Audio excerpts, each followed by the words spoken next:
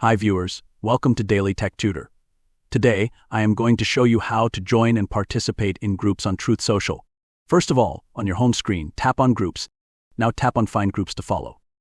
On the top, you'll see some suggestions. You can scroll through them and join the ones you find interesting. Once you have selected your groups of interest, you can tap on My Groups.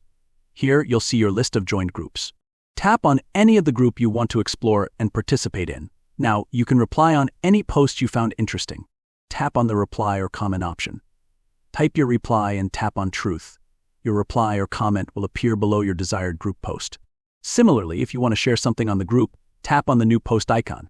Tap on the multimedia icon if you want to add a photo or video. Select your desired file. Type in a caption describing your photo, and once you are all set, tap on Truth. Your post will be shared in the group. You can see it is appearing right below the pinned posts. Well, that's about it.